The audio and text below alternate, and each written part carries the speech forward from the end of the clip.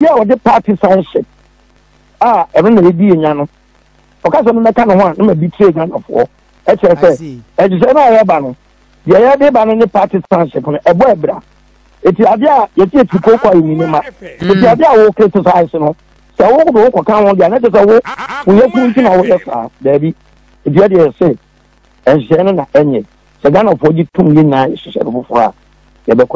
Now with this, you know, or some vision behavior with Afra-Franton, who become a partner with Alan because so no only any political party or only a movement. Yes, Alan, or Bar Tech, and then Kofi share Obumidin. I was say, Minamino the team become one Ghana at the corner.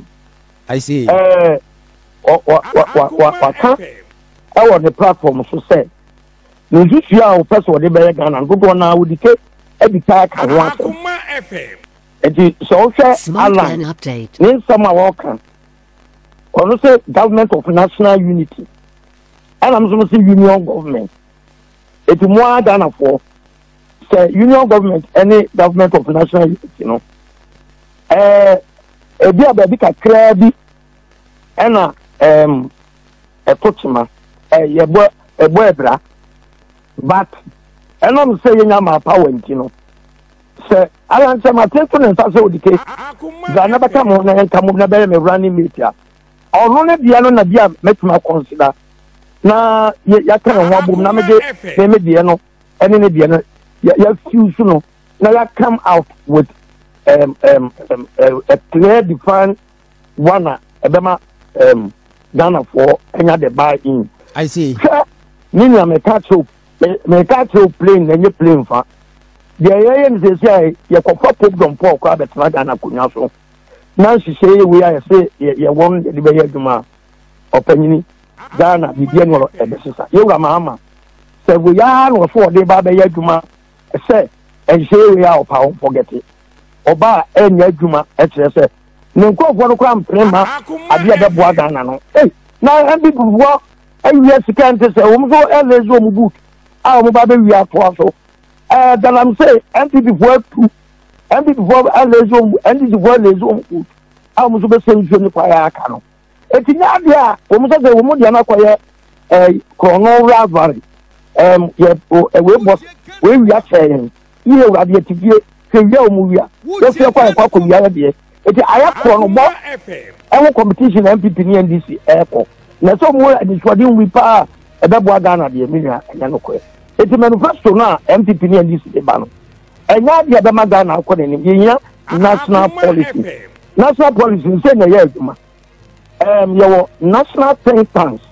To say, your national planning commission or yes, but and I'm saying, I'm right to say a power and they're stronger than you know. NPP NDC, they don't even go there to take their manifesto statement from them. If you are quitting back one, you are break. Yes, I quit a tobacco. You are quitting back one, you are break. Yes, I quit him back a tobacco. It's what it means to say we are marching time. In Korea, Singapore, Malaysia, no. Now, we're both in here, and we now be trying. So, you could say Rwanda. Ecomo. You were an Okenu. And the poor pattern for Emma Rwanda and a 15 who's in top on the side. And now, consistency in their development, you know.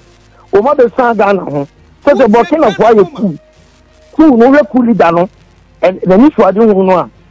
Say, you can't obey your dua. Ghana for the Kobokina Kudipa. I am telling you.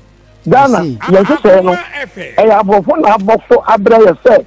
Young for when you to my 7 billion. Now, no colonization. You have family come account once someone. Yan Tiasi, you know. And 1 year that's all. So many Ghanaians they live in their past.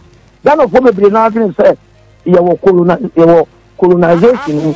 It is a over can be now as I'm now back. Empire on technology, you were cheaper. I see the knowledge gap between your peers. Korean South of Umudino. That will not be a widen every now and then. And she said, and we are not getting the results at the Abakoyanin. Now, there we are the Bia, so you know, the same results and the winner. It's a manifesto now, NPP NDC banner. And now the Abamagana Koyanin, national policy. Now, the it does say about added value to all our mineral resources, and some export. Now, I create employment. Now, the technology transfer are better for. And now, say, the Bako war, so 50% a Ghana for there. 50% a investor now, we need to do Ghana for there. The core entrance side of the constitution. It's not president in the Kodiano, so you're not oil. Now, Equatorial Guinea for 51%. Ghana, you see, am I 13%. Lead from Yebena, you say, president in Kodiano, no one have of Canada. Next Agradaa could impact upon Botum. Not the Otia de Bayo Mano, and maybe now say, you the taxes, any Libra, anything you want for there be. And she said, no, a Ibu man on a D. Now, say, Omebiano, or governance, or model of governance, no, and a driver economic fortunes. It is a week that here no wrong one. There can't be any economic environment here. Businesses ebetimi a triumph. It is why businesses a Ghana AD kakrano ni na ya hofo dia. A free Ghana for nsem ekwa hofo nsem.